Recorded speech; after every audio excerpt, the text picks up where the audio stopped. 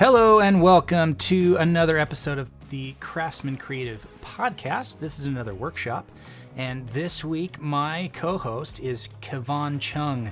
He is a brilliant, talented builder and author and creator and personality on Twitter. He really helps people grow their audience and connect with people and do it in the right way. So it's not just about numbers, but it's about deep connections with real people. In this episode, we talked about writing a book in public. It's something that I just went through with my book, Craftsman Creative, and what Kevon is currently doing with his book about building in public. So we talked about why would you want to write a book in the first place? What are the benefits of writing a book for your audience? Why write a book in public? And we talked a little bit about just strategies and approaches to getting the book out there, distribution, Amazon versus self-publishing, etc. So there's a lot in this one that we really went deep on. I'm excited for you to listen to it.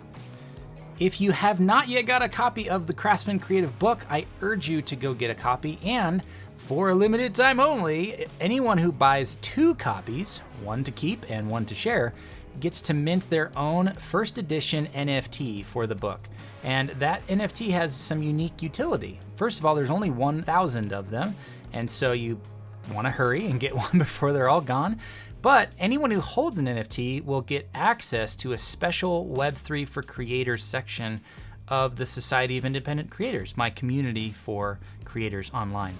So head over to store.craftsmancreative.co and grab yourself 2 copies of the book, one to keep, one to share. Now, on to the episode.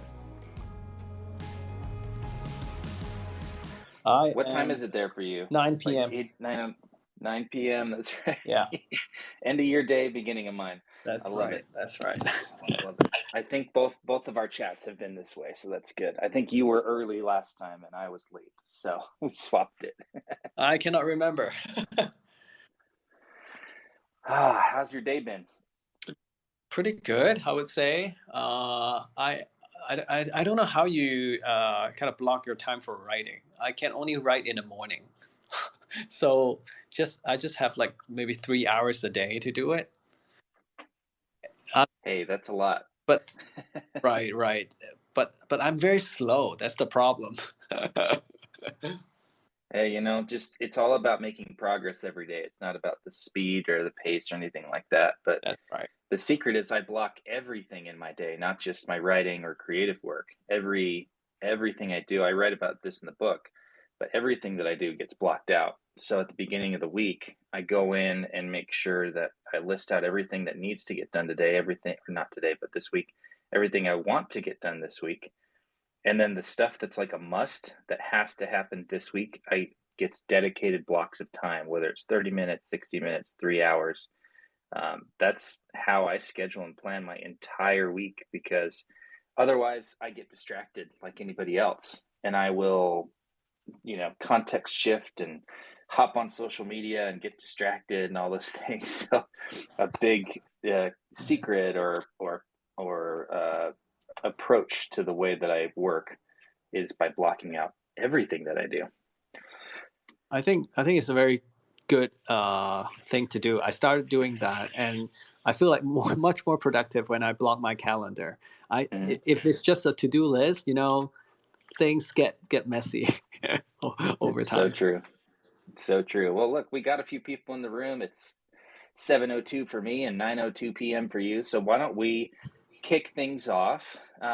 Welcome everybody. This is a series of Twitter Spaces that I call the Craftsman Creative Workshops.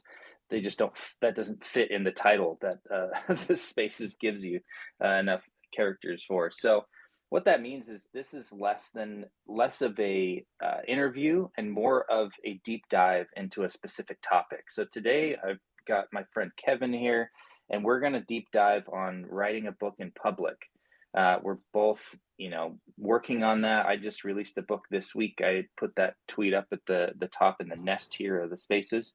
Kevon and I are both in a nonfiction writers group. I think that's where we really connected initially. And so we want to kind of talk about all of the benefits of writing in public. How do you actually do that? And we're going to get tactical. Like, what does your day look like? What activities are you doing day to day that leads to writing in public? And what's the benefit? What are the outcomes of doing a book that way? So we're glad that you're all here, and we'll take the first 20-25 minutes to chat back and forth, and then we'll open it up for Q&A, because we want easily half of this to be directly answering your questions, the things you're struggling with, the things you want to understand better about writing in public, and we'll do that in about 25 minutes or so. So Kevin, thanks for being here. Thanks for doing this. Why don't we kick it off with, why did you decide to write a book? I'll share mine after, but I'm curious, what was it that, I mean, you've been building in public. You're kind of a really well-known person here on Twitter in the building in public space. I see your name often mentioned when people, ask for recommendations about building in public. So why a book? Why go that route? Well, first, I want to see if we can get a show of hands. Like, out of the three out here listening, how many of you are writing a book or going to write a book very soon? Can you use emoji? Okay. Not sure. Okay, Jeremy, yay. Darren, your question about why write a book. I think, well, the first reason is I prefer to do things or build products that can last for a long time.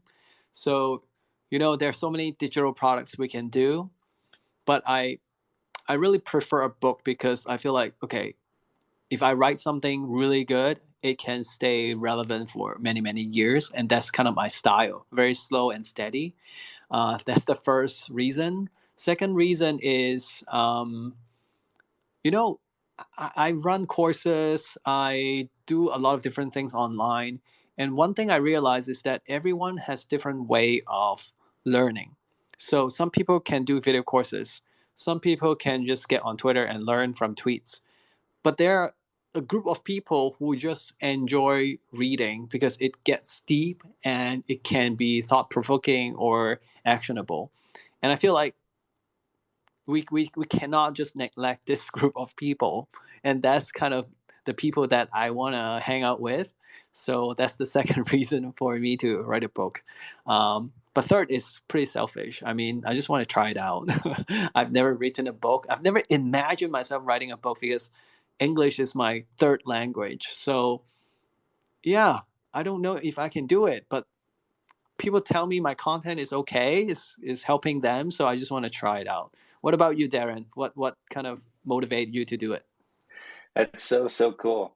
So for me, last summer there was a whole bunch going on in the space, and a lot of people that was following. It just kind of, this real serendipity of like meeting the right people and reading the right books, and it all just kind of culminated in this desire to write a book. Now, I've self-published two other books previously. The first one I wrote back in 2013, I think, and I wanted to release it before my 30th birthday.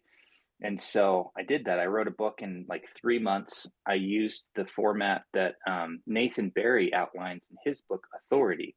So before he did ConvertKit, or maybe right as he was starting ConvertKit, he wrote a book called Authority. And I actually I'm in the book. In the back of the hardback is one of the examples of someone who took the advice and wrote a book. So that book was on independent sound, like how to do sound for film and live sound and stuff like that. And then I wrote another more religious book back in 2017, which was fun as well. And I self-published that one because I wanted to go through the process of, how do you actually distribute a book, get a book printed. I learned all about self distribution. So this one, I was right in the process of, like, I had just produced the first movie that I'd ever produced. And I'd been trying to do that for over a decade. For about 12 years, I was trying to produce movies. That's like my main job, is as a film and TV producer. So I had just done that. And I realized after that first one that, as much as I love making movies, it's super fun, as you can probably imagine. It's not the most consistent, and it's not the most sustainable way to live. Because for that movie, I was gone for 8 weeks straight. I have a wife and 3 kids that I didn't see a lot in those 2 months. And it's not the kind of lifestyle that I really want. as much as I thoroughly enjoyed it, and then I did another movie earlier this year, and I have another one lined up in the summer. So it's not like I gave up after one time, but it's a very intense job. You're working 16-hour days for 1 to 2 months straight, and you don't see your family a lot, and you're gone. So I wanted to take this business that I had started, Craftsman Creative, and expand it so that it could become more of a lifestyle business that could support my life 100% if I wanted it to. And that would free me up to really have the kind of producing life that I wanted, which is more ability to say no to projects, not needing projects to stay afloat or to have income. And to get back to what I was talking about, there were a few people that I came across last summer that just really made it feel like it was the right time to do another book. So I read the book Content Inc. by Joe Pulizzi, and I believe, if I'm not mistaken, he talks about the idea of writing a book, getting all your values and everything down into a book and putting it out into the world. Even if it doesn't sell anything, you've at least gone through that process, and it will solidify what you're about and what your business is about and what you're here for. And then I came across Rob Fitzpatrick in his book, Write Useful Books. And that was the one that really just gave me the clarity of, oh, this is a process that I can use to write a book in public, to build an audience at the same time, and to come out with kind of an entry point into the world of Craftsman Creative. So it was a very thoughtful process of, I'm going to do this, and here's the outcomes that matter, and here's what why I'm going to do it, who it's for, what the outcomes are going to be. And it was a very methodical approach to growing an audience, starting a business, et cetera, et cetera.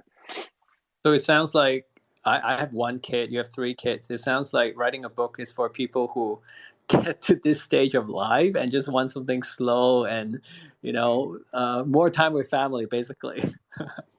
Yeah, exactly. And what I realized at the moment was that there was only like 1 or 2 ways that people could pay me or hire me at the time. They could hire me to be a film or TV producer, which is, $10, $12, $13, $15,000 a month, which most of my Twitter followers are not going to do. And there were online courses that I was producing for other creators. That's what Craftsman Creative started as, was an online course platform. But those start at like $250 and up. Or people could pay me for consulting and coaching, which is, again, $1,000+ a month. So I needed to fill in this gap between free and $1,000 so that the audience I was trying to build here on Twitter and online could actually join the world that I was building here. And it wasn't, so I started with, writing consistently and creating a newsletter and creating an email list and getting people in for free. And then the next level was, okay, well, what can I create? Well, I could do another course, but that could be $500 or $1,000 or $200. I need something smaller. So what about a book? So you really look at it from a value ladder perspective. I like how honest you are about this, because most people would say, I just want to benefit more people, that kind of thing. But you really just throw it out there. This is part of your value ladder. That's great. Absolutely. Yeah, it's a very conscious decision to build it from 0 to 1,000 and fill in those steps, because it's great. I have a consulting client, and it's great having thousands of dollars a month come in for about 10 hours a week of work. And I love when I get to produce, but I needed something that was even more consistent than that could reach more people. So what was it?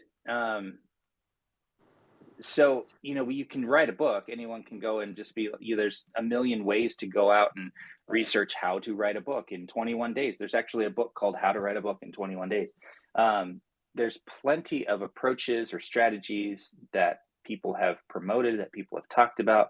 So how did you come across this idea of writing a book in public? Why did you go that route? I guess because I'm the built-in public person, so I basically do everything in public. It's kind of my motto. So I have to do what I preach, right?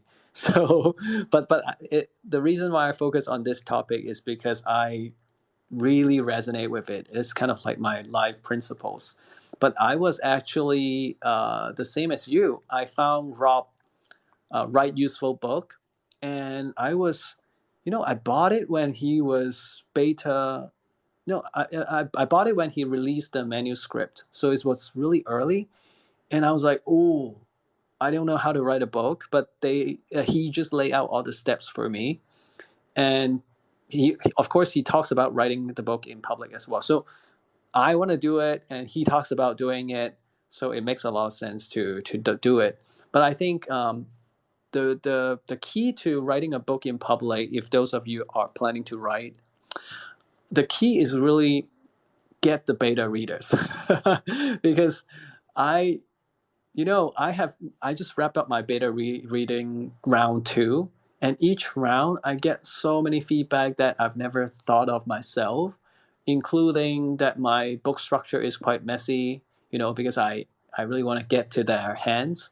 And also, like, my writing style. I was posting on Twitter today that someone commented my writing style was changing throughout the book, and it's because I write half last year and I write half this year, and it's just not good that way. But when you get beta readers to come in early, they can help shape the book. And of course, for marketing reason, they could become the people who talk about the book when it launches. So yeah, so many benefits. Particularly the feedback part is super important to me. Yeah. And that term beta readers is something that, some of the people here may not know, but that's an idea that's covered in this book, Write Useful Books by Rob Fitzpatrick.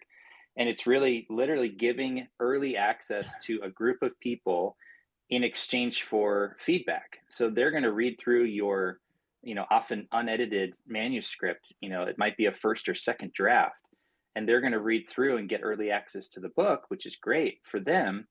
But in exchange, they're giving you feedback and telling you what they liked, what they didn't like, what's confusing, what they loved, what was helpful, so that you can do more of what's working and less of what's not.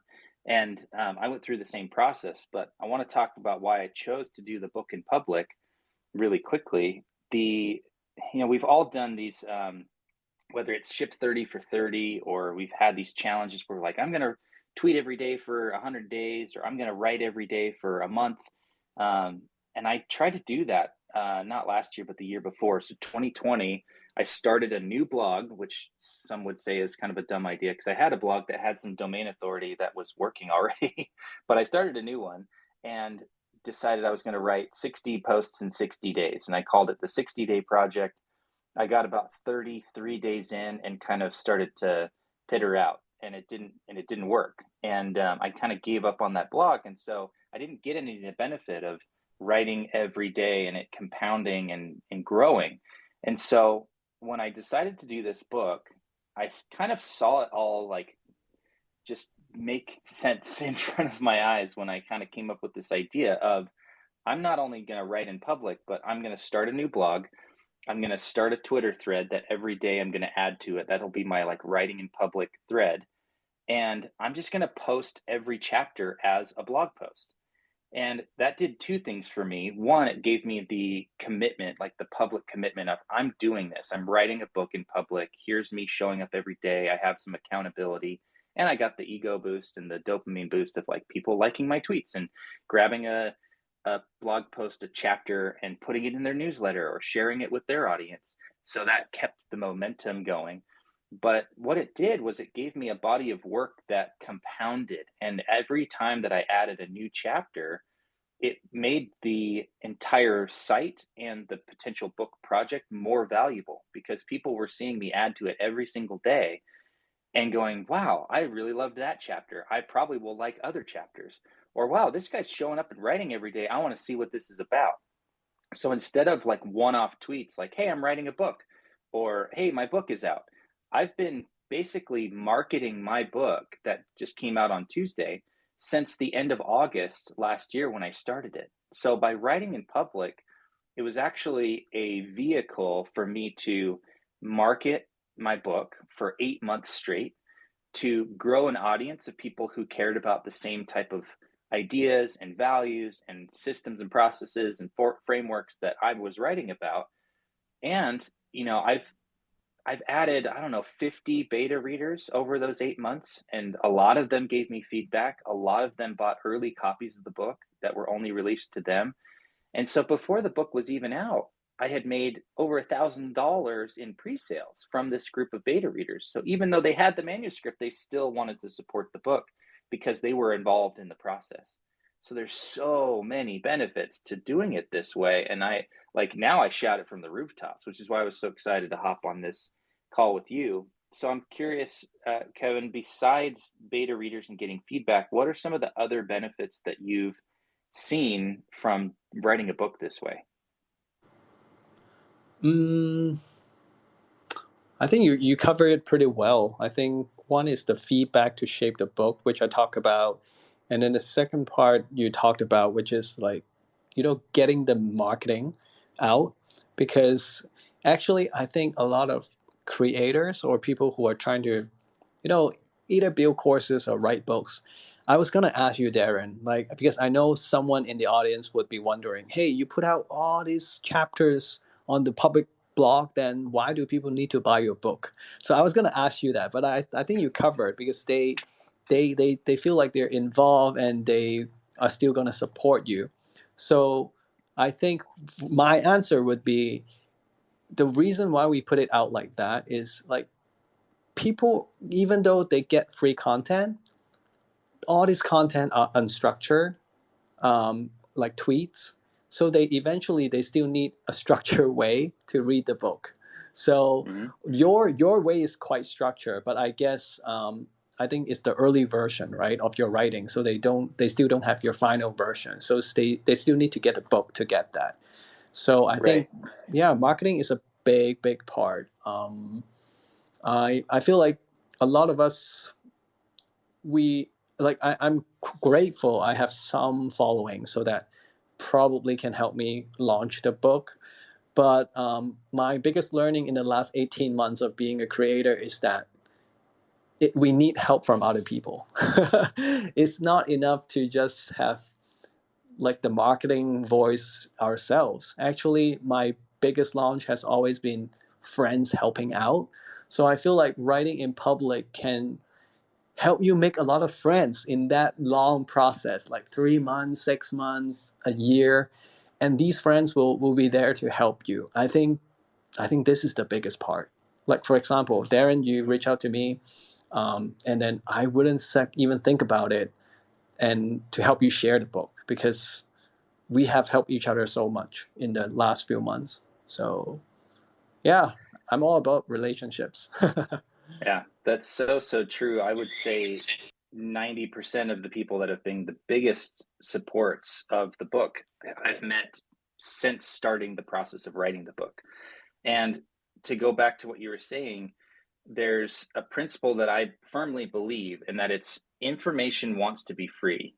And really, a book is just a way of disseminating information. And if you only write a book and then charge money for it, and the only way people can read it is to buy a copy of the book, then you have less of an impact. Like, you're not able to share that information with as many people because you've put this block in between them and the book, that block being dollars. So I firmly believe that the information should be free out there. The contents of the book, as I wrote them, will always be for free on my blog. Anyone can go read them. And there have been people who have asked me, like, hey, I really wanted to get a copy of your book, but I don't have the money. They might live in a different country, or they don't have a way to take care of it. And I just gift them the digital copies of the book, because it didn't cost me anything to send it to them. And I want them to have the information. That's why I wrote a book in the first place, not to make money, but to get this information in front of more people, because I believe it's helpful. So I believe that information wants to be free. And if people want to pay for a format, then here you go. You'll see if you go to my book page, and I think there's a few people here who have already purchased a copy. So thank you, first of all. But you can go, and it's pretty straightforward. Like, you buy it, you pay $20 and you get the digital versions. You pay $20, you get a paperback. You pay $35, you get a hardback. I make a couple bucks, and the rest is like printing and shipping and handling and all that stuff.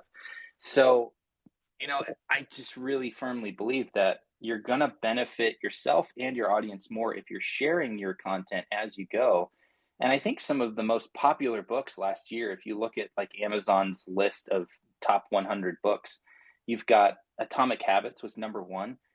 A lot of that book started as blog posts. There's the book, The Subtle Art of Giving an F by Mark Manson, Mark Manson, I think. And that's similar. It was a bunch of blog posts that were then compiled and then added to form a book. And there's lots of examples like this. Ryan Holiday, Tim Ferriss, there's a lot of authors who have used this writing in public, whether they call it that or not, process of I'm going to write, and put it out for free, see what resonates, and then I'm going to expand on that and turn it into a book. And these are people who have built massive businesses off of their books.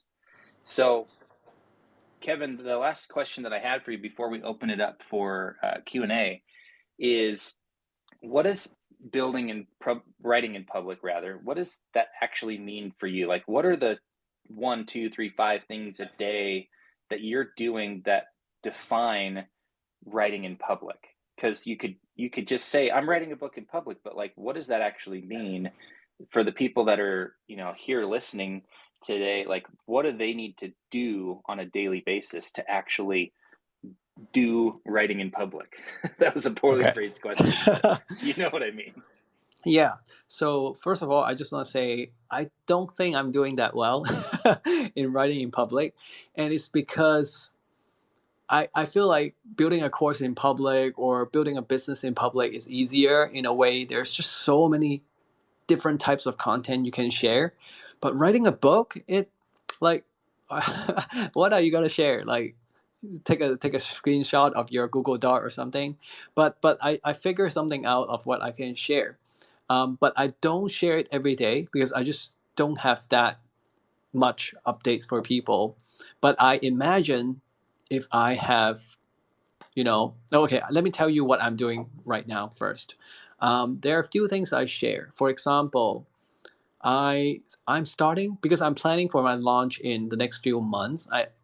I don't know when because I want the book to be high quality. But I'm starting to take out snippets of the book, screenshot it, highlight the keywords, and post it on Twitter so that I am educating my audience. I'm giving this piece of information to my audience standalone, so they can just take away, get inspired, or do whatever they want. But I want to slowly give it to them one by one, maybe twice a week. So that's one thing I do. Second one is I'm a very transparent person. So I take constructive feedback or like negative feedback really well. For example, I remember Darren, you were helping me with my table of contents for an hour, and we record the Zoom call, and I just put the whole video on YouTube and Twitter to let people see how you give me feedback. I think this might be scary at first, but if you think about it, today I share on Twitter that someone was giving me feedback about my writing style. But if you are so confident that you can share this piece of information, it means that you're aware and you're going to improve it. So from a reader perspective, they're not going to judge that, oh, Kevon has bad writing style, the book is not going to be good. What they would be thinking is like, oh, Kevon is aware of the inconsistent writing style, so he's going to fix it. And I think the book will be very good because he's aware of it. So I think this is often playing in our mind that we think people might judge us for negative feedback, but it's actually the other way around. So you can see I share snippets from the book, which is content. I share some feedback or decision making from the book. For example, I'm still not sure what to call the book. So I'm thinking at some point I will, come up with 3 to 4 book title and just put it out there on Twitter. I think this is something you do quite well, Darren, because I remember a couple weeks ago, you had a number of covers and then you actually put out on Twitter and get feedback from your audience, and then you got your best cover. I think that was a really brilliant idea. I'm going to copy that. So basically, yeah, any changes from the book, you can share it. But if you don't have an audience right now, then I would give you one advice, which is use that writing in public process to make more friends and build up that initial circle, because they are going to help you amplify whatever you have to share. I don't know how many people know this, but behind every audience is always a bunch of friends. It's a illusion that an audience is just people listening to you. It's always a circle of friends. So yeah, I'm gonna pause here. But Darren, oh shoot, Darren, That's do you want to great. share a bit about your cover choices from polling the audience? I think that was quite interesting. I do, definitely. And I'll take this opportunity now to say we'll open it up for Q&A in just a few minutes. And so if anyone here listening has a question about writing in public, or for either Kevon or myself, please raise your hand. We'll bring you up on stage, so to speak, and we'll start having some Q&A. But one thing that I think is very similar to both your and my approach was this concept of sharing ideas and sharing values. And so while you may not be sharing your chapters as you write them, which is what I did, the reason I did that was to get the ideas out there and to stress test them, to put them in front of people and see what people thought. And there were chapters that I wrote that didn't make the final cut of the book. There were 3 chapters that were kind of unrelated. One was like a Web3 for creators, and there was another one that was kind of an unrelated topic. And I worked with an editor. He's like, this really feels like a blog post. It feels like a complete thought in and of its own. It doesn't feel like part of the book. So we took it out and we didn't put it in the book. But there were other ideas that came during the editing process, because I was getting feedback from beta readers, and I was like, oh my gosh, that's a thing that I completely left out. And so I would write a chapter, send it over to my editor, and those are in the book. Those are not on the blog. So there is some benefit to like buying the physical copy or a digital copy of the book as it's been edited and updated, because there's more content in there than on my blog. But one of the important steps of writing in public is this concept of you've got an idea for a chapter. It might be a principle, it might be a belief, it might be a value, it might be something you want to teach someone. And one of the best things you can do, and it gives you 2 benefits, is to share that, to put it out in public. And the 2 benefits are, one, it stress tests your idea, so you can get feedback and you can see what people think, and it might expand your concept and the way that you want to approach sharing it in the future or in your book. But the other benefit is that you're connecting with people, like you said, that care about the same stuff. You're building an audience by sharing ideas. And I think that's one of the core concepts behind building in public is, it's not just showing up every day and spouting off a random tweet. That's not building in public. Building in public is sharing the stuff that you are working on, which, if you think about it, like that's what you care about. That's what you value. If you're spending time every day working on something, it's showing people, it's a very strong signal that this matters to you. And if it matters to them, well, they want to be friends with you. There are a handful of people that I've met through the writing of this book that I'm meeting up with in person. I met up with Samantha Demers up in Toronto, Canada. I was there last month filming some courses. She lives 2 hours away of where I was filming, but we drove each an hour to meet up and to, hang out in person. She's someone that we've also met in that writers group, and I met through the process of publishing this book. So there's people I'm meeting up with in 2 or 3 weeks at the Creator Economy Expo down in Phoenix. And, these are all people that I met from this process of writing a book in public. So I just wanted to say that to second what you said about, it's the friends that become almost the best part of this whole process.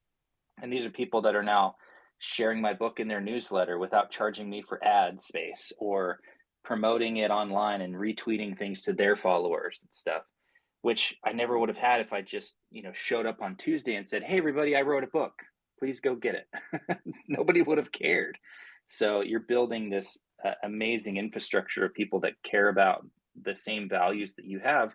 And they know because you've been talking about those values for months on end. So, all right, we've got some amazing people here, some friends, people that I've seen in my early access group and people that have seen their name come through who have bought the book. So thank you for being here.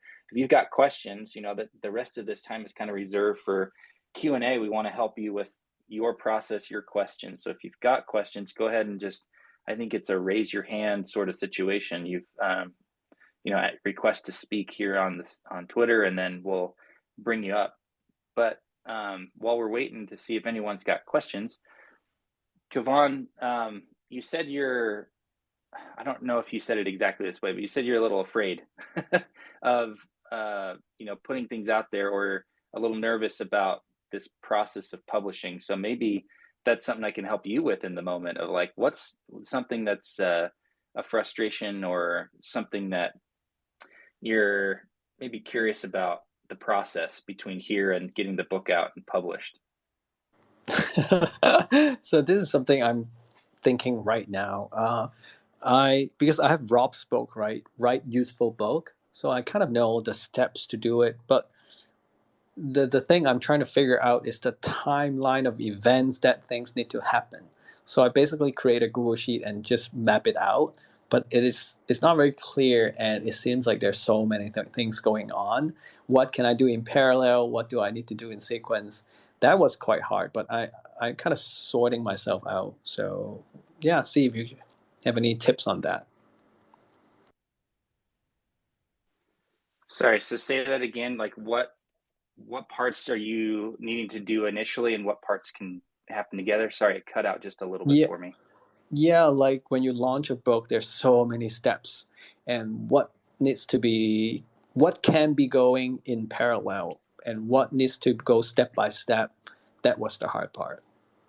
Gotcha. Thank you. So that's probably a good blog post that I need to write. Because there's definitely a lot of things that happen once you decide, okay, between where I'm at now, the book is finished, and having a book that's out in the world ready for people to purchase. I mean, you've got a whole suite of to-dos and tasks when it comes to the website and how people are actually going to purchase the book, the delivery of the book. How are people actually going to receive it? Is it only digital? Are you going to use a printing service? Is it going to be something where you order all the books yourself and you're mailing them out, or are you using some sort of print on demand service? There's pluses and minuses to both. I did it the first way on my last book, where I bought 150 copies or something like that and had them, and I was shipping them out from my house. I decided I don't want to do that again, so this time I'm using a combination of Shopify with a Lulu integration. So every time someone buys the book, it automatically purchases it for me from Lulu, and they print it and ship it out. And so maybe I make a few less dollars per book, but it's saving me because I have a lot more going on in my life at this point. So what are the things you can be doing consistently or concurrently? You can be designing the website, like the landing page, the sales page, or whether you're going to use Shopify or Gumroad or some other service to build the website. You can be doing that simultaneously to all of the stuff with the book as far as the printing and distribution of it. So those are two things that can happen concurrently. And honestly, you can even outsource a lot of that stuff. If you've got a virtual assistant, or if you've got someone you want to hire off of Upwork or Fiverr or something like that, like, hey, design a book sales page for me, or whatever it might be. But I think you and I are similar in that we like to do everything ourselves because we just like that high touch kind of operation process. So those are kind of the two parts of the process that can be happening concurrently and simultaneously. The one or two tips that I think are certainly important, that I didn't do a good job of because I was so busy these last 2 months, but I had the book edited, a while ago, and it took me longer than it should have taken to hire someone to do the interior layout of the book. Because if you're doing a print book, there's a very specific way you need to lay out the interior so that like pages on the left side are a little bit shifted over to the left. It has a thicker margin on the right because that's the inside of the book. And so same with the right side, the right page, there's a thicker margin on the left side because that's the center of the book. So when you open it up, so if you look at the PDF of my book, it's like each page is a little bit shifted left to right to left to right. So I had to hire someone to do that. And I should have done that a month earlier, but I waited. But in order to get everything set up with like your book printer, so I'm using both Lulu and Ingram Spark. And the reason I have two is one, Lulu integrates with Shopify, so it's super easy for when people buy the book. But Ingram Spark is cheaper and their quality is just as good. So when I do my bulk orders, like I just ordered 250 copies of my own book because I'm going to be gifting them at the Creator Economy Expo next month. And I'm doing that out of my own pocket, but it was $3.48 per book through Ingram Spark. Whereas if I did it through Lulu, it was like $8.35 because they charge handling and all this other stuff. So I didn't want to spend 2.5 times as much. So I went with Ingram to do it that way. It's a different printer, but it's the same book with the same ISBN and everything. But those things take time. So if you want to like see a copy of your book in person, hold it in your hands before you launch it, you need to be uploading all of that stuff and getting it approved with the printer weeks ahead of time and ordering that book like 2 to 3 weeks out before you launch your book. I'm still waiting for my physical copy of the book to come to my house. It just shipped yesterday, but I launched the book on Tuesday. So I haven't actually seen a physical copy of the paperback or hardback from Lulu. And so people like, I think Jeremy here maybe has a copy of my book. Margaret gets a copy of my book. You get a copy of my book. Like there's a bunch of people who are going to get copies that I may have errors. They may have printing errors. And I hope that one day, 20, 30 years from now, those are selling for $50,000 like a Harry Potter book or something. but that's an error on my part. That's a mistake for sure, because I should have been 2-3 weeks ahead on the printing side and approving all that, getting it all uploaded. With Ingram Spark, it's taken an extra 2 weeks just back and forth of like, hey, we spotted an error with this thing. You need to upload a new thing. And they're a little slow. So it takes 2 days to approve it. I'm just like, come on, I want my books. So give yourself a good solid month of time to do a lot of that stuff with the printer if you are doing a physical copy of your book. Awesome. Hey, Darren, you're giving me the good news and the bad news at the same time. The good news is that you're prepping me for this timeline, but the bad news is that you're destroying my dream to like launch it soon. I'm very sorry. One thing you could do though, because I struggled from this too, the perfectionism of it all, of like, it has to be perfect. It has to be right. It has to be done completely before I put it out there. I really let that go on this one. There were times where I said, I know that it's not perfect and I know that I can fix it later. It's a fear of not being good enough. It's a fear of not delivering the highest quality that you can. But I think you and I both have this commitment to showing up and delivering as much value as possible. So what I learned is that we cannot please everyone. So there's no 100% happiness in terms of a book. So I'm going to put it out there and it's not quite right. I started that mindset shift when I was writing the book in public, because I was putting out first drafts that had no editing. So there were grammar problems and spelling problems and incomplete thoughts. But so it was an opportunity for me to then go back and rewrite it. And even now I'm recording the audiobook myself here at my house. And I thought I could do it on Monday, the day before the book launches. And no, I'm about 4 hours into the process and I'm on chapter 7 of 33. So it'll be the end of the month. And you know what I did? I went on the sales page and I said, audiobook will be delivered by the end of April. So anyone who bought a digital package of the PDF, the EPUB, and the audiobook just knows that, hey, the audiobook's coming in about 2 weeks, because I didn't finish it in time. Did that prevent me from launching? No. Are people mad about it? I haven't heard anyone mad about it yet. Maybe they are secretly, but it hasn't prevented them from buying or they haven't been sending rude emails. And so I think you can assuage yourself from a lot of that perfectionism, which is kind of fear. It's a fear of being found out. It's a fear of not being good enough. It's a fear of not delivering the highest quality that you can.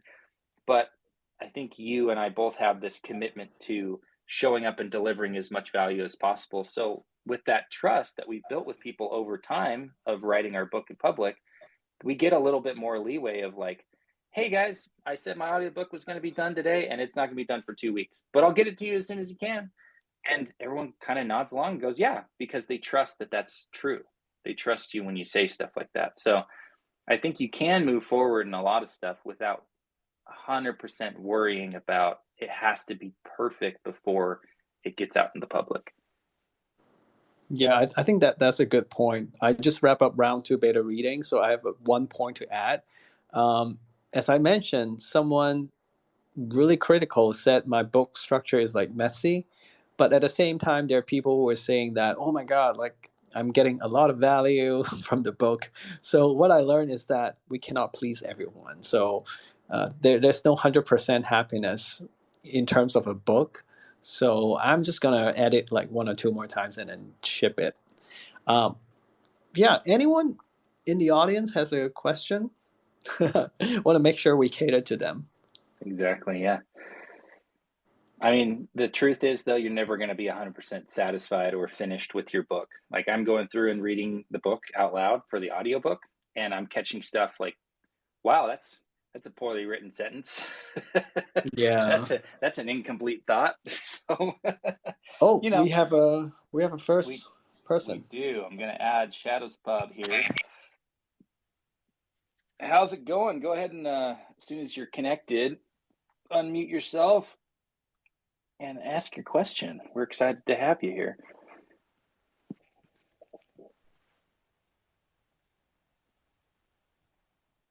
All right, go ahead and unmute yourself and ask away. Hi, how are you today? You're that good? Good. So good. Thank you. First of all, I'm going to let you know I'm not too worried about the fact that your audiobook's not ready. There you go. Now you know we're not mad. And secondly, why didn't you consider Amazon to publish on? Good question. The answer is I do consider Amazon to publish on, just not right up front. I value the direct connection to the audience way more than I value the extra distribution boost that I get from Amazon and being on Amazon. So at some point, probably after I sell the first 1,000 or so books, I will put the book and audiobook up on Amazon. But I really think that the most important thing, especially for someone with an audience my size, is to have direct connection to every single person who buys my book. And what's happening is that as soon as someone buys the book on Shopify, I have it connected to ConvertKit. So they automatically get a welcome sequence that lasts for about a week and a half, which kind of gives them an overview of the entire book and everything that I'm about and what's ahead for them. And I'm building a direct relationship with them. Whereas on Amazon, I might sell more books, may even make more money, but I have no idea who purchased it. And so it doesn't help me build my audience. It doesn't help me build one-on-one relationships with people. And I'm scrolling through, and what's really interesting about this space today is the last 4 or 5 that I've hosted, I've maybe noticed 1 or 2 people out of 100 that are in the room. Whereas today I notice half, which means that what I'm doing is working. There are people that I've connected with over doing these spaces as well as doing the book that I'm like, wow, there's people here who have purchased my book. There's people here who I've interacted with and have had calls with and I would consider friends. And that wouldn't have happened if I only launched on Amazon. So for me, it's a strategic decision to use the book as a way to build my audience, not just to try and make money from book sales. Because, to be frank, I think I've sold here. I can look right now, the current stats of the book. Hopefully I didn't, just mute myself. I am sitting at $482 of sales. So it's about 14 or 15 copies that I've sold on Shopify on the website. And you can see the link to that right up top in this space. Now, outside of Shopify, I've sold 25 pre-sale copies. So those are people who are going to get a signed hardback copy of the book. And then I've also sold a few bulk orders, people who have ordered 5 or 10 copies. So that's not included. All in, it's probably $1,500 that I've made on the book sale. So for me, I've added 14, 15 new people to my audience and made some money. Whereas if I were on Amazon, I'd probably make about the same, but I wouldn't know who any of those people are. So for me, it's a decision about or around building an audience and using a book as a way to do that, as opposed to just getting a book out there as a calling card and making a couple dollars off of it.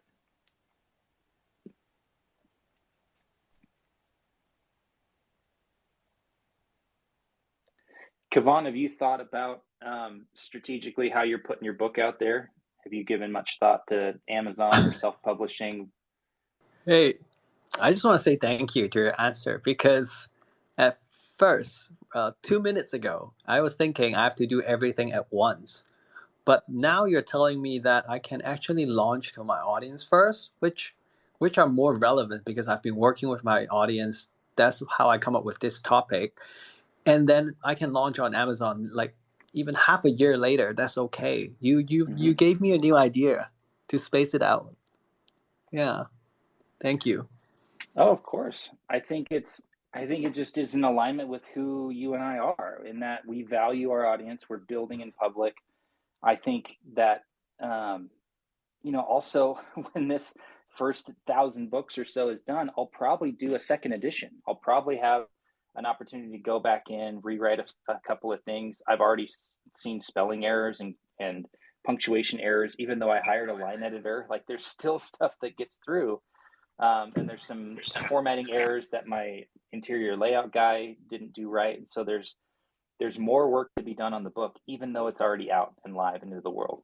And again, I hope that 10, 20 years from now, these first editions are going to be selling for $1,000 on eBay. That's my dream, right? I'll buy it. If you're going for blockbuster launch, if you're trying to be a bestseller, yeah, you should definitely launch on Amazon and do pre-sales through there to try to get your numbers up and try to hit 10,000 sales in the first week. But I knew I wasn't going to do that. Like I said, I've sold, all in with pre-sales and sales this week and bulk orders. It's less than 50 people. So I wasn't going to hit the Amazon bestseller list or any sort of bestseller list, but that wasn't the goal. I think something that's super important for creators in general, but we'll make it specific to authors at this point, is know what your outcome is. And that's something that's maybe unique to my kind of brain, someone who is very outcome driven, very systems driven, has that kind of approach to life. Whereas there are many different personality types that are, ready, fire, aim. There's some that really want to seek consensus and have it be perfect before it's done. And there's some that are just like people person. It's like, come what may. And none of those are right or wrong. You just need to know what kind of person you are. But for me, I'm very outcome driven. And so I knew that the point of this book was to build an audience, was to grow my audience here on Twitter, grow my audience on the newsletter. And what's been amazing is that my email list has grown faster than my Twitter following. So as much as I'm trying to grow my Twitter following, you may have seen that there's a giveaway that I'm doing along with the book, and I'll be doing updates every day. The giveaway ends when I hit 2,000 followers. But I've grown from about 800 to 1,600 followers on Twitter, but my email list grew from about 600 to about 1,800 people on the email list.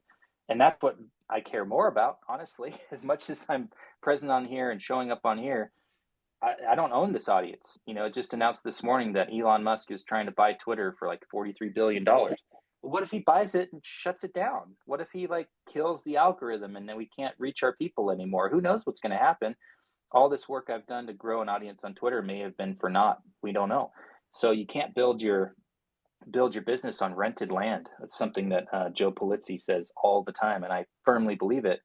So the outcome for me was using the book to grow an audience that I could connect with and have direct contact with through my emails. And it's working. So I'm just going to keep doing that and focusing on that. And then at some point, when most of the book sales are coming from people, whether it be from SEO or from, people doing Google searches or whatever, I guess that's the same thing. Once it's kind of organic and I'm not directly impacting sales as much, then I'll put it up on Amazon and let it continue to grow more organically that way. But I really, really value the audience at this point. So I'll stop being long-winded. Who else has a question that we can answer? We probably have time for one or two more. I want to be respectful of Kevon's time because it's almost 10 o'clock where he is at. So I don't know if you're a night owl or an early bird, but definitely don't want to keep you up too late. Anyone else here have a question for us? Yep. I can definitely stay up, but I think my wife might kill you. Well, I feel like I'm safe because I'm far enough away. There we go. Well, cool. Maybe we'll wrap up here then. Anything else that you want to share, Kevon? Anything that has come through this conversation that you think is important takeaway for those listening? I think, yeah, writing in public is good for getting beta readers to help you shape the book, especially if you don't already have a huge audience, so you don't really exactly know whether you're working on the right direction. Then, as Darren said, it's a way to write the book and build the audience at the same time. Oh, forgot to tell you one thing. Like, I started my journey 18 months ago, and it was not a SaaS product. I was writing the building public guide in public, and I pretty much double my audience size like in a week. So writing in public is actually the best way to build an audience. Not building a course in public, not building a business in public, writing in public. Yeah, so I just want to wrap it up with this. Thank you everyone for joining us today. Thanks for inviting me here, Darren. Of course. It's been a great chat. So I'll end with a quick call to action. If you haven't checked out my new book, Craftsman Creative, there's a link right at the top where you can go to my profile, and it's the pinned tweet, at least for now. For probably a few weeks it'll be right there. So check it out. And I am doing a giveaway where I'm giving away a copy of my book, entrance into the course that's going to be part of the book, and also a suite of books from some of my favorite authors, as well as an iPad Pro. It's one of my favorite creative tools. And so basically, if you're following me and you retweet my pinned tweet, you're entered into that giveaway. And that happens when I hit 2,000 followers, which is hopefully in the next few weeks.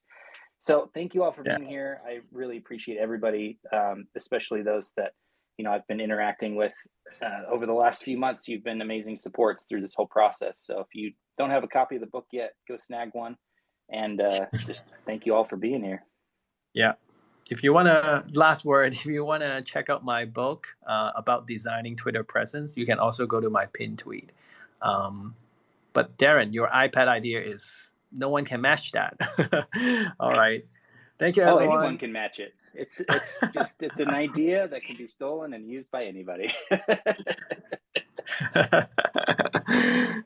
Awesome. All right. Thanks, Kevon. It was great chatting with you again. Thanks, everybody. Have a good day. See you next Bye-bye. time.